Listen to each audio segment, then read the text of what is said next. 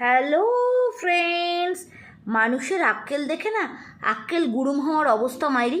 গতকাল রিলস করে উঠে নিচে কমপ্লেক্সের নিচ দিয়ে হাঁটতে বেরিয়েছি, হঠাৎ একজন মহিলার সঙ্গে দেখা।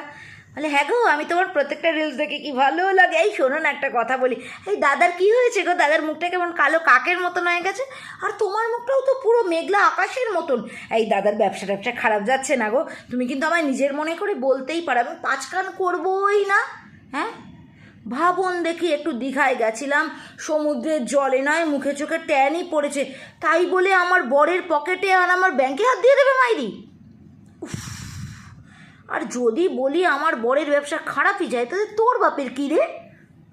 আমিও অমনি বললাম, হ্যাঁ গো, ওর ব্যবসাটা না ভালো যাচ্ছে না। বলি, লাখখানিক টাকা ধার দেবে গো? অমনি আমতা আমতা করে বলে কি, যাই। হ্যাঁ, অমনি পেয়ে গেছে, বুঝলেন? এই হলো না আম খাওয়া পাবলিকের আমাশা রোগ।